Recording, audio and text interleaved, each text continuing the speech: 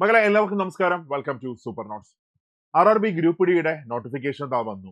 Then ഈ കഴിഞ്ഞ ജനുവരി 23 മുതൽ ഈ വരുന്ന ഫെബ്രുവരി 22 വരെ നമുക്ക് എന്ത് ചെയ്യാൻ പറ്റും, നമുക്ക് അപ്ലൈ ചെയ്യാൻ പറ്റും. സോ നോട്ടിഫിക്കേഷൻ വന്ന സമയത്ത് തന്നെ ഞാൻ പറഞ്ഞിട്ടുണ്ടായിരുന്നു, ആരും പെട്ടെന്ന് പോയിട്ട് എന്ത് ചെയ്യരുത്, അപ്ലൈ ചെയ്യരുത്.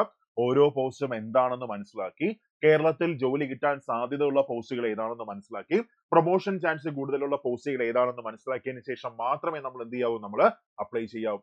എന്ന് വെച്ചാൽ ഇതിനകത്ത് വർക്ക്ഷോപ്പ് അതേപോലുള്ള പ്രൊഡക്ഷൻ യൂണിറ്റുകളൊക്കെ വരുന്ന ഒരുപാട് പോസ്റ്റുകളുണ്ട്.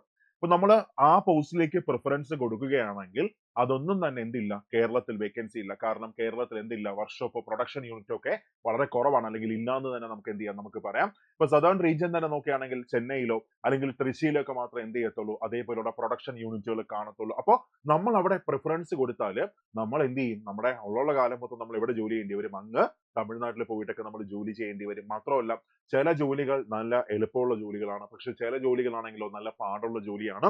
അപ്പൊ നമ്മൾ എല്ലാം മനസ്സിലാക്കിയതിന് ശേഷം മാത്രമേ നമ്മൾ എന്ത് ചെയ്യാവൂ, നമ്മൾ ഏത് പോസ്റ്റ് ആണെന്നുള്ള പോസ്റ്റ് പ്രിഫറൻസ് നമ്മൾ എന്ത് ചെയ്യാവൂ, നമ്മൾ കൊടുക്കാവൂ. ഓക്കെ, അപ്പോൾ ഇന്ന് ഞാൻ ചെയ്യാൻ പോകുന്ന സെഷൻ ഇതാണ്. അതായത് കേരളത്തിൽ ജോലി കിട്ടാൻ സാധ്യതയുള്ള പോസ്റ്റുകൾ ഏതെല്ലാമാണ്, അല്ലെങ്കിൽ കേരളത്തിൽ കിട്ടുന്ന പോസ്റ്റുകൾ ഏതെല്ലാമാണ്. അപ്പൊ നിങ്ങൾ അതൊന്ന് മനസ്സിലാക്കുക. അതിനുശേഷം മാത്രമേ എന്ത് ചെയ്യുക, നിങ്ങളെ ആപ്ലിക്കേഷൻ എന്ത് ചെയ്യുക, നിങ്ങൾ പ്രൊസീഡ് ചെയ്യുക. ക്ലിയർ ആണ്? ഓക്കെ, അപ്പൊ നോട്ടിഫിക്കേഷൻ വന്നു. 10th പാസ് ആണ് ക്വാളിഫിക്കേഷൻ വരുന്നത്. നിങ്ങൾ 10th ക്ലാസ് പാസ് ആണോ? ഇപ്പൊ 14 പോസ്റ്റുകളിലേക്കാണ് നോട്ടിഫിക്കേഷൻ വന്നിരിക്കുന്നത്. ആ 14 പോസ്റ്റിലേക്ക് നമുക്ക് എന്ത് ചെയ്യാൻ പറ്റും, നമുക്ക് 10th പാസ് ആണെങ്കിൽ അപ്ലൈ ചെയ്യാനായിട്ട് പറ്റും. ഓക്കെ, മാത്രമല്ല ഇപ്പോ കോവിഡ് കാരണം ഒരു ഏജ് റിലാക്സേഷനും എന്ത് ചെയ്തിട്ടുണ്ട്, റെയിൽവേ കൊടുത്തിട്ടുണ്ട്. എന്ന് വെച്ചാൽ നിങ്ങൾ ജനറൽ കാറ്റഗറി ആണെങ്കിൽ 2/1/1989 ശേഷം ജനിച്ചവർക്ക് എന്ത് ചെയ്യാൻ പറ്റും, അപ്ലൈ ചെയ്യാനായിട്ട് പറ്റും. ഇനി OBC ആണെങ്കിലോ 2/1/1986 ശേഷം ജനിച്ചവർക്ക് അപ്ലൈ ചെയ്യാൻ പറ്റും. SC/ST ആണെങ്കിൽ 2/1/1984 ശേഷം ജനിച്ചവർക്ക് അപ്ലൈ ചെയ്യാനായിട്ട് പറ്റും. ഓക്കെ, അതായത് ചുരുക്കി പറഞ്ഞ PSCയുടെ സെയിം ഏജ് ലിമിറ്റ് ആണ്. എല്ലാവരും എന്ത് ചെയ്യുക, ഒന്ന് അപ്ലൈ ചെയ്തേക്കുക. കാര്യം 5 വർഷത്തിന് ശേഷമാണ് ഇങ്ങനെ ഒരു നോട്ടിഫിക്കേഷൻ വന്നിരിക്കുന്നത്. സോ വേക്കൻസി ഒക്കെ നിലവിൽ 32,000 പ്ലസ് വേക്കൻസി ഉണ്ട്. മാത്രമല്ല അത് ഇനി അങ്ങോട്ട് എന്ത് ചെയ്യും, കൂടാനും നന്നായിട്ട് ചാൻസ് ഉണ്ട്. ഓക്കെ, ഇവിടെ നോക്കി, ലാസ്റ്റ് ഡേറ്റ് ഈ വരുന്ന ഫെബ്രുവരി 22 അപ്ലൈ ചെയ്യാനുള്ള ലാസ്റ്റ് ഡേറ്റ് വരുന്നത്. 14 പോസ്റ്റുകളിലേക്കും ഒരൊറ്റ ആപ്ലിക്കേഷൻ ഫീ മാത്രമേ വരുന്നുള്ളൂ. എന്ന് വെച്ചാൽ മെയിൽ ആണെങ്കിൽ 500 രൂപ, ഫീമെയിൽ ആണെങ്കിൽ 250 രൂപ. അവിടെ മനസ്സിലാക്കുക, നിങ്ങൾ എക്സാം എഴുതി കഴിഞ്ഞാൽ ഈ എമൗണ്ട് എന്ത് ചെയ്യും, നിങ്ങളുടെ അക്കൗണ്ടിലേക്ക് തിരിച്ചു വരും. ഓക്കെ, നമുക്കിനി ഇപ്പൊ ഓരോ പോസ്റ്റുകളും, കേരളത്തിൽ ജോലി കിട്ടാൻ സാധ്യതയുള്ള പോസ്റ്റുകൾ ഏതൊക്കെയാണെന്ന് നമുക്ക് എന്ത് ചെയ്യാം, നമുക്കൊന്ന് മനസ്സിലാക്കാം. ഇവിടെ ഫസ്റ്റ് ഞാനിപ്പോ ചെന്നൈയാണ് ഇവിടെ എടുത്തിരിക്കുന്നത്. അതായത് ഭൂരിഭാഗം ആൾക്കാരും ചൂസ് ചെയ്യുന്നത് എവിടെയായിരിക്കും, RRB ചെന്നൈ ആയിരിക്കും എന്ത് ചെയ്യുന്നത്, ചൂസ് ചെയ്യുന്നത്. എന്ന് വെച്ചാൽ നമ്മൾ കേരളത്തിന്റെ അടുത്ത് നിൽക്കുന്ന രണ്ട് സോണുകൾ, ഒന്ന് ബാംഗ്ലൂർ സോണാണ്, വേക്കൻസി കുറവാണ്. രണ്ട് ചെന്നൈ സോണാണ്, അത്യാവശ്യം വേക്കൻസി നന്നായിട്ടുണ്ട്. മാത്രമല്ല നമ്മൾ നോർത്തിലേക്ക് പോകുമ്പോൾ അവിടെ കോമ്പറ്റീഷൻ എങ്ങനെയായിരിക്കും, ഹൈ ആയിരിക്കും. വേക്കൻസി കൂടുതലാണെങ്കിൽ തന്നെ നോർത്തിലേക്ക് പോകുമ്പോൾ അവിടെ കോമ്പറ്റീഷൻ വളരെ വളരെ വളരെ എന്തായിരിക്കും, ഹൈ ആയിരിക്കും. ഓക്കെ, അപ്പൊ അതുകൊണ്ട് തന്നെ സദേൺ റീജിയനിൽ തന്നെ നിൽക്കുന്നതായിരിക്കും സേഫ് ആയിട്ട് വരുന്നത്. ഇപ്പൊ നമ്മൾ നോക്കുമ്പോൾ ചിലപ്പോൾ മുംബൈക്കൊക്കെ വേക്കൻസി കൂടുതലാണ്, അങ്ങോട്ട് വെച്ച് കളയാം, ഒന്നുമല്ല. അവിടെയൊക്കെ കോമ്പറ്റീഷൻ എങ്ങനെയാണ്, ഇച്ചിരി നല്ലോണം ഹെവിയാണ്. എന്ന് വെച്ചാൽ ഇപ്പൊ സെൻട്രൽ സെക്ടർ ഒക്കെ നമ്മൾ നോക്കുകയാണെങ്കിൽ, നോർത്ത് ഇന്ത്യ നോക്കുകയാണെങ്കിൽ അവരൊക്കെ തന്നെ അവിടെ PSC എന്നൊരു ഫാക്ടർ അവിടെ ഇല്ല. അതായത് PSC, പബ്ലിക് സർവീസ് കമ്മീഷൻ, അതിന്റെ കീഴിൽ വരുന്ന എക്സാംസ് ഒക്കെ വളരെ കുറവാണ്. അവരൊക്കെ ജനിക്കുമ്പോൾ തന്നെ ട്രെയിൻഡ് ആവുന്ന എന്തിനു വേണ്ടിയിട്ടാണ്, സെൻട്രൽ എക്സാംസിനും റെയിൽവേ എക്സാംസിനും വേണ്ടിയിട്ടാണ് എന്ത് ചെയ്യുന്നത്, അവര് ട്രെയിൻഡ് ആവുന്നത്. ഓക്കെ, അപ്പൊ നിങ്ങൾ ഏത് സോണ് തെരഞ്ഞെടുക്കണം, അത് മറ്റൊരു സെഷനിൽ ഞാൻ ചെയ്യാം. പക്ഷെ ഇവിടെ പ്രിസൈസ് ആയിട്ട് പറഞ്ഞാൽ കേരളത്തിൽ ജോലി കിട്ടാൻ സാധ്യതയുള്ള പോസ്റ്റുകൾ ഏതൊക്കെയാണ്. ഓക്കെ, ഇവിടെ ഫസ്റ്റ് നോക്കുക, 14 പോസ്റ്റുകളിലേക്കാണ് ഇവിടെ നോട്ടിഫിക്കേഷൻ വന്നിരിക്കുന്നത്. നിങ്ങൾക്ക് കാണാം 14 പോസ്റ്റുകൾ. ഓക്കെ, ഇവിടെ ഫസ്റ്റ് ഒന്ന് assistant signal and telecom, 2 assistant workshop, 3 assistant workshop, then 4 assistant bridge, അത് കഴിഞ്ഞ് അസിസ്റ്റന്റ് കാരേജ് ആൻഡ് വേഗൻ, അങ്ങനെ തുടങ്ങി 14 പോസ്റ്റുകളിലേക്കാണ് ഇവിടെ നോട്ടിഫിക്കേഷൻ വന്നിരിക്കുന്നത്. ഓക്കെ, ഇവിടെ ഫസ്റ്റ് ഓരോ പോസ്റ്റുകളായിട്ട് ഞാൻ എടുക്കാം. ആദ്യം നോക്കുകയാണെങ്കിൽ assistant signal and telecom. Assistant signal and telecom department കീഴിലാണ് വരുന്നത്. ഇത് നമ്മൾ നോക്കുകയാണെങ്കിൽ ഇതിന് കേരളത്തിൽ വേക്കൻസി ഉണ്ട്, അതായത് കേരളത്തിൽ ജോലി സാധ്യത ഉണ്ട്. നിങ്ങൾ അപ്ലൈ ചെയ്യുകയാണെങ്കിൽ നിങ്ങൾക്ക് കേരളത്തിൽ കിട്ടാനായിട്ട് ചാൻസ് നന്നായിട്ടുണ്ട്. ഓക്കെ, ഇവിടെ നോക്കി, ഇവിടെ അൺറിസർവ്ഡ് കാറ്റഗറിക്ക്, ജനറൽ കാറ്റഗറി ആണെങ്കിൽ 64 വേക്കൻസി ഉണ്ട്.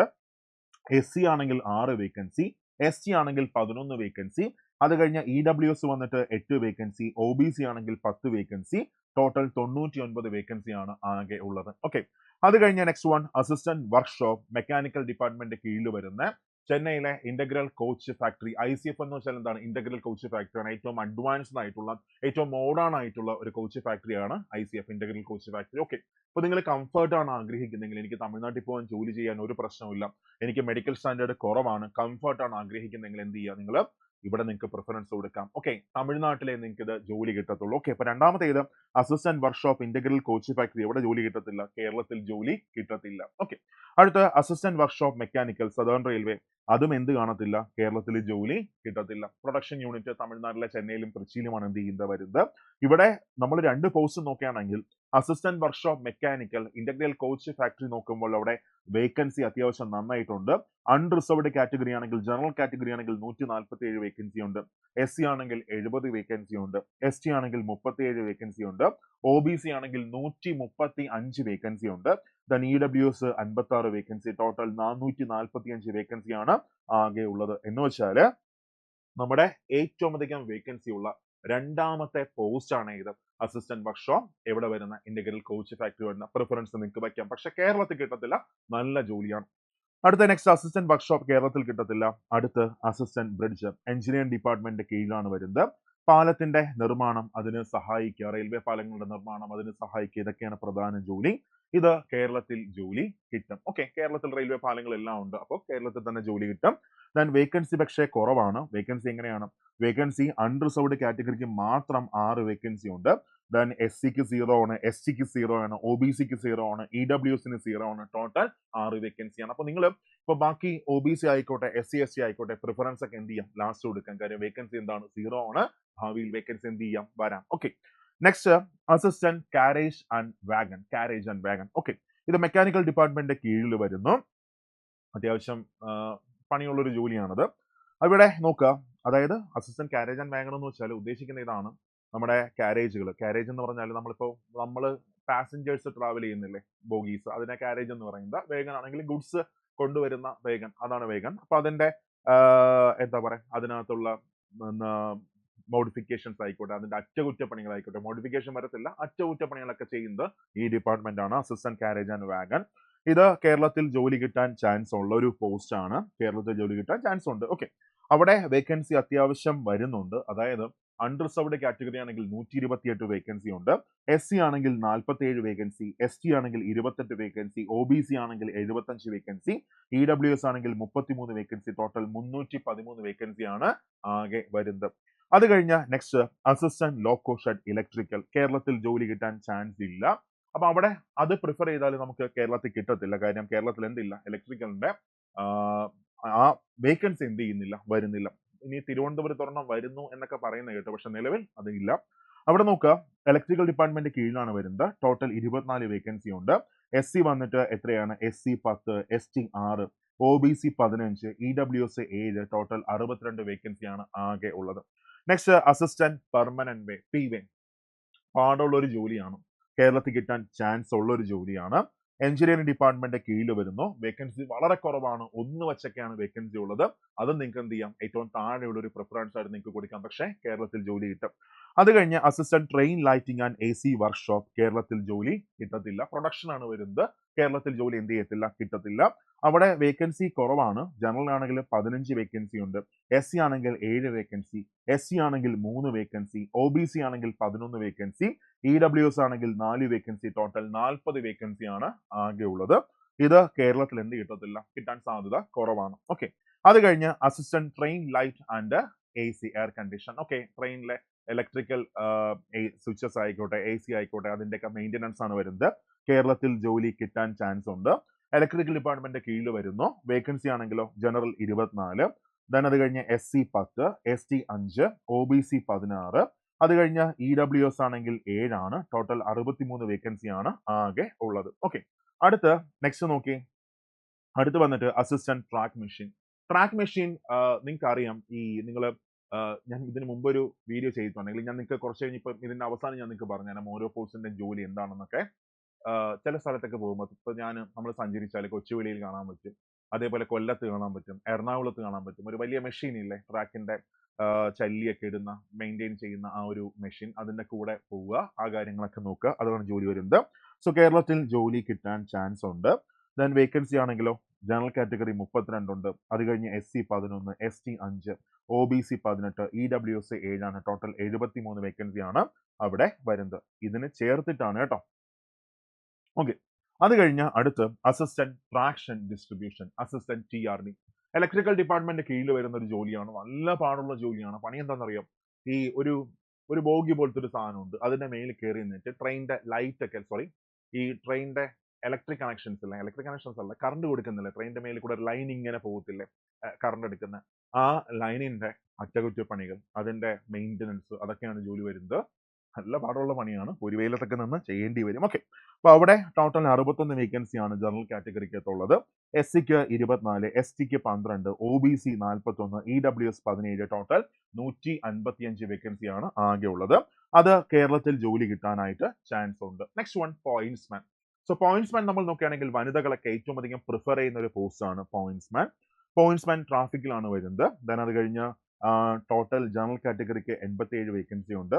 SC ആണെങ്കിൽ 32, ST ആണെങ്കിൽ 21, OBC 42, ദെൻ EWS 17, ടോട്ടൽ 199 വേക്കൻസിയാണ് ആകെ വരുന്നത്. ഓക്കെ, അപ്പോൾ ഇത് പോയിന്റ്സ്മാനും കേരളത്തിൽ കിട്ടാനായിട്ട് ചാൻസ് ഉള്ള ഒരു ജോലിയാണ്. ഓക്കെ, അടുത്ത ട്രാക്ക് മെയിൻ്റനർ, ഏറ്റവും അധികം വേക്കൻസി ഉള്ള, ഏറ്റവും പാടുള്ള ജോലിയായ ട്രാക്ക് മെയിൻ്റനർ. നമ്മുടെ ഗേറ്റ് കീപ്പർ ഒക്കെ അല്ലേ, അതൊക്കെ ഇതിലാണ് എന്ത് ചെയ്യുന്നത് വരുന്നത്. ഇത് എഞ്ചിനീയറിംഗ് ഡിപ്പാർട്ട്മെന്റ് കീഴിൽ വരുന്ന ഒരു പോസ്റ്റ് ആണ്. നല്ല പാടുള്ള ഒരു ജോലിയാണ്. ഇനി ഗേറ്റ് കീപ്പർ ഒക്കെ ആയിട്ട് കിട്ടുകയാണെങ്കിൽ സുഖമാണ്, പക്ഷെ ബാക്കിയൊക്കെ ബുദ്ധിമുട്ടുള്ള ഒരു പോസ്റ്റ് ആണ്. ഏറ്റവും അധികം വേക്കൻസി ഉള്ളത് മാർക്കാണ് ഈ പോസ്റ്റിനാണ്. ടോട്ടൽ ജനറൽ കാറ്റഗറി നോക്കുകയാണെങ്കിൽ 456 വേക്കൻസി ഉണ്ട്. ദെൻ SC ആണെങ്കിൽ 163 വേക്കൻസി, ദെൻ ST ആണെങ്കിൽ 92 വേക്കൻസി, OBC ആണെങ്കിൽ 306 വേക്കൻസി, EWS ആണെങ്കിൽ 112 വേക്കൻസി, ടോട്ടൽ 1129 വേക്കൻസി. ഓക്കെ, ഭാവിയിലൊക്കെ വേക്കൻസി കൂടാനൊക്കെ നല്ല സാധ്യതയുള്ള ഒരു പോസ്റ്റ് ആണ് ട്രാക്ക് മെയിൻ്റനർ. ഓക്കെ, പക്ഷേ ജോലി പാടാണ്, നമുക്ക് കേരളത്തിൽ കിട്ടാൻ നല്ല ചാൻസ് ഉള്ള ഒരു ജോലിയാണ്. അപ്പൊ ഇത് നമുക്ക് എന്ത് ചെയ്യാം, നമുക്ക് കേരളത്തിൽ കിട്ടാം. ക്ലിയർ ആണ്? ഓക്കെ, ഇവിടെ നോക്കി. ഇപ്പൊ കേരളത്തിൽ കിട്ടാത്ത ജോലികൾ ഏതൊക്കെയാണെന്ന് ചോദിച്ചാൽ 4 എണ്ണം കേരളത്തിൽ കിട്ടത്തില്ല. പ്രൊഡക്ഷൻ യൂണിറ്റിൽ വരുന്ന, വർക്ക്ഷോപ്പിൽ വരുന്ന 4 പോസ്റ്റുകൾ എന്ത് ചെയ്യത്തില്ല, കേരളത്തിൽ കിട്ടത്തില്ല. അസിസ്റ്റന്റ് വർക്ക്ഷോപ്പ്, ICF-ഉം SR-ഉം, then അത് കഴിഞ്ഞ് assistant loco shed electrical, assistant TL and AC workshop. ഇത്രയും പോസ്റ്റുകൾ നോക്കുകയാണെങ്കിൽ കേരളത്തിൽ കിട്ടാൻ ചാൻസ് കുറവാണ്. ബാക്കിയുള്ള പോസ്റ്റുകളാണെങ്കിൽ കേരളത്തിൽ കിട്ടും. പക്ഷേ ഇനി അടുത്തൊരു വില്ലൻ വരുന്നുണ്ട്. ആരാണ്? നെക്സ്റ്റ് വരുന്ന വില്ലൻ വന്നിട്ട് നമ്മുടെ മെഡിക്കൽ ഫിറ്റ്നസ് ആണ്. അതായത് ഏത് സ്റ്റാൻഡേർഡ് ആണ് നമ്മളുള്ളത്, മെഡിക്കൽ സ്റ്റാൻഡേർഡ് ഏതാണ്? ഇവിടെ സിംപ്ലി പറഞ്ഞാൽ ഇത്രയേ ഉള്ളൂ. B1 മെഡിക്കൽ സ്റ്റാൻഡേർഡിന് മേളിൽ നിങ്ങൾക്കുണ്ടെങ്കിൽ നിങ്ങൾക്ക് കേരളത്തിൽ കിട്ടാനുള്ള പോസിബിലിറ്റി വളരെ കൂടുതലാണ്. കാരണം ട്രാക്കുമായിട്ട് അല്ലെങ്കിൽ ഡയറക്റ്റ് ആൾക്കാരുമായിട്ട് ബന്ധം വരുന്ന പോസ്റ്റുകളാണ് ഈ B1 മെഡിക്കൽ കാറ്റഗറിക്ക് മേളിലുള്ളവർക്ക് കിട്ടുന്നത്. എന്നാൽ B1 മെഡിക്കൽ കാറ്റഗറിക്ക് താഴെ വരുന്നത് B2 ആണെങ്കിലോ C1 ആണെങ്കിലോ C2 ആണെങ്കിലോ അവർക്കൊക്കെ ആണെങ്കിൽ പ്രൊഡക്ഷൻ യൂണിറ്റിലൊക്കെ ആയിരിക്കും എന്ത് വരുന്നത്, കൂടുതലായിട്ടും കിട്ടാനായിട്ട് ചാൻസ് വരുന്നത്. അതും കൂടെ ജസ്റ്റ് ഒന്ന് ഓർത്ത് വെച്ചേക്കുക. ഓക്കെ, അപ്പോൾ നിങ്ങൾക്ക് മെഡിക്കൽ സ്റ്റാൻഡേർഡ് കുറവാണ്, അങ്ങനെയാണെങ്കിൽ നിങ്ങൾ പോയിന്റ്സ്മാൻ എന്ന് വെച്ചിട്ട് കാര്യമില്ല. കാര്യം അതിന്റെ മെഡിക്കൽ സ്റ്റാൻഡേർഡ് എന്താണ്, 8 ആണ് മെഡിക്കൽ സ്റ്റാൻഡേർഡ് വരുന്നത്. അപ്പൊ അവര് മെഡിക്കൽ സ്റ്റാൻഡേർഡ് കുറവുള്ള ആൾക്കാർ അവരൊക്കെ എന്ത് ചെയ്യുക, അവര് പ്രൊഡക്ഷൻ യൂണിറ്റുകൾക്ക് ഫസ്റ്റ് പ്രിഫറൻസ് കൊടുക്കുക. മെഡിക്കൽ സ്റ്റാൻഡേർഡ് കുറഞ്ഞ പോസ്റ്റുകൾക്ക് എന്ത് ചെയ്യുക, ഫസ്റ്റ് പ്രിഫറൻസ് കൊടുക്കുക. ഓക്കെ, അപ്പൊ മെഡിക്കൽ സ്റ്റാൻഡേർഡിന്റെ മറ്റൊരു വീഡിയോ ഞാൻ ഉടൻ ചെയ്യുന്നുണ്ട്. അപ്പൊ അത് നോക്കി മനസ്സിലാക്കിയതിന് ശേഷം ഓരോരുത്തർക്കൊക്കെ ഏതൊക്കെ പോസ്റ്റുകൾ അപ്ലൈ ചെയ്യാമെന്ന് മനസ്സിലാക്കിയതിന് ശേഷം മാത്രം നിങ്ങൾ എന്ത് ചെയ്യുക, നിങ്ങൾ മുമ്പോട്ട് പോവുക. ക്ലിയർ ആണ്? ഇത്രയും നന്നായിട്ട് മനസ്സിലായി എന്നാണ് എൻ്റെ വിശ്വാസം. ഓക്കെ, ഇനി ഇതിന് മുമ്പ് ഞാൻ മറ്റൊരു വീഡിയോ ചെയ്തിട്ടുണ്ടായിരുന്നു. ഓരോ പോസ്റ്റുകളുടെയും ജോലി എന്താണ്, ഓരോ പോസ്റ്റുകളുടെയും ജോലി എന്താണ്. ഓക്കെ, അത് കണ്ടു നോക്കിയാൽ നിങ്ങൾക്ക് മനസ്സിലാക്കാൻ പറ്റും ഈ 14 പോസ്റ്റുകളുടെയും ജോലി എന്താണെന്ന് ഭംഗിയായിട്ട് മനസ്സിലാക്കാൻ പറ്റും. ഇതെല്ലാം മനസ്സിലാക്കിയ ശേഷം മാത്രം നിങ്ങൾ എന്ത് ചെയ്യുക, നിങ്ങൾ ആപ്ലിക്കേഷൻ മുമ്പോട്ട് കൊണ്ടുപോവുക. ഹൗ ടു അപ്ലൈ എന്നൊരു വീഡിയോ ഇതിനു മുമ്പ് നമ്മൾ ചെയ്തിട്ടുണ്ട്, ജോബിൻ സാർ ചെയ്തിട്ടുണ്ട്. അത് നോക്കുകയാണെങ്കിൽ നിങ്ങൾക്ക് എങ്ങനെ അപ്ലൈ ചെയ്യാം, എന്തൊക്കെയാണ് എല്ലാ കാര്യങ്ങളും നിങ്ങൾക്ക് എന്ത് ചെയ്യാൻ പറ്റും, നിങ്ങൾക്ക് മനസ്സിലാക്കാൻ പറ്റും. ഓക്കെ, സെറ്റ് ആണ്.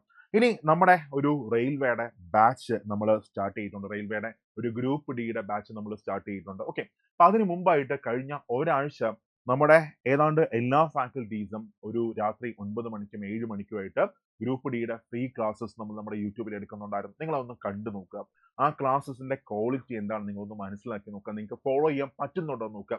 ആദ്യമേ ഞാൻ എന്താ പറയാം, ഗ്രൂപ്പ് ഡി 10ാം ക്ലാസ് പാസ്സാണ് ക്വാളിഫിക്കേഷൻ, എനിക്ക് ഇപ്പൊ കൊണ്ടുപോകാന്ന് പറഞ്ഞ ആരും വന്നു കളയരുത്. പാടാണ്. ആദ്യമേ ഞാൻ പറയാം, പാടാണ്. നിങ്ങൾ ഇച്ചിരി കഷ്ടപ്പെട്ടിരുന്ന് പഠിക്കേണ്ടി വരും. അതായത് റീസണിങ് മാത്സ് ഒക്കെ നമ്മൾ നോക്കുകയാണെങ്കിൽ അതിനകത്ത് PSCയുടെ അതേ സാധനം തന്നെയല്ല, ഒരുപാട് മാറ്റങ്ങളുണ്ട്. സ്പീഡ് എന്നൊരു ഫാക്ടർ വളരെ വലുതാണ്. നമുക്കൊരു 45-50 സെക്കൻഡിനകത്ത് നമുക്കൊരു ക്വസ്റ്റ്യൻ നമുക്ക് സോൾവ് ചെയ്ത് പോകണം. അപ്പോൾ നമ്മൾ ട്രെയിൻഡ് ആണെങ്കിൽ നമുക്ക് ഞാൻ എല്ലാം മാറ്റി വെച്ച് പഠിക്കാൻ വില്ലിങ് ആണ്. ഞാൻ മനസ്സിലാകാത്ത എന്താ പറയുക, ഞാൻ എഫേർട്ട് കൊടുക്കാൻ ഞാൻ തയ്യാറാണ്. അങ്ങനെയാണെങ്കിൽ നിങ്ങൾക്ക് എന്ത് ചെയ്യാം, നിങ്ങൾക്ക് ഗ്രൂപ്പ് ഡി നിങ്ങൾക്ക് പ്രിപ്പയർ ചെയ്ത് നിങ്ങൾക്ക് തുടങ്ങാം. ഓക്കെ, ഉറപ്പായിട്ടും നിങ്ങൾക്ക് ജോലി കിട്ടും. 2025 നിങ്ങൾക്കൊരു ജോലി വേണമെങ്കിൽ ഇതല്ലാതെ മറ്റൊരു ഓപ്ഷൻ നിങ്ങളുടെ മുമ്പിലില്ല. അതായത് ഇനി അങ്ങോട്ട് ഈ വർഷം ജോലി കയറണം, PSC ഏതെങ്കിലും ഒരു എക്സാമിൽ കിട്ടത്തില്ല. അത് കഴിഞ്ഞ് ഇനി അടുത്ത് വരാൻ പോകുന്ന നോട്ടിഫിക്കേഷൻസ് ആയിക്കോട്ടെ, ഇപ്പോൾ സെക്രട്ടറി അസിസ്റ്റന്റ് ഇപ്പോൾ നോട്ടിഫിക്കേഷൻ ഇന്നലെ ലാസ്റ്റ് ഡേറ്റ് ആയിരുന്നു. അത് ആണെങ്കിൽ 2026 ശേഷം മാത്രമേ ജോലി കിട്ടത്തുള്ളൂ. അതേപോലെ ഇനി അടുത്ത് വരാൻ പോകുന്ന PSCയുടെ notification, for example company board assistant, company board LGS, ഇതൊക്കെ 2027 റാങ്ക് ലിസ്റ്റ് വരത്തുള്ളൂ. ആ റാങ്ക് ലിസ്റ്റ് 2030 വരെ കാലാവധിയുണ്ട്. അപ്പൊ അതിനിടയ്ക്കായിരിക്കും നിങ്ങൾക്ക് ജോലി കിട്ടുന്നത്. പക്ഷെ ഇവിടെ 2025 തന്നെ നിങ്ങൾക്ക് സർവീസ് കയറണമെങ്കിൽ, സെൻട്രൽ ഗവൺമെന്റ് എംപ്ലോയി ആയിട്ട് കയറണമെങ്കിൽ ഒറ്റ വഴി മാത്രമേ ഉള്ളൂ. ആരാണ്? NTPC. പിന്നെ അത് കഴിഞ്ഞ് ഇപ്പൊ വന്നിരിക്കുന്ന ഈ ഗ്രൂപ്പ് ഡി നോട്ടിഫിക്കേഷൻ. സോ എന്ത് ചെയ്യുക, നിങ്ങളുടെ പ്രിപ്പറേഷൻ നിങ്ങൾ എന്ത് ചെയ്യുക, നിങ്ങൾ സ്റ്റാർട്ട് ചെയ്യുക.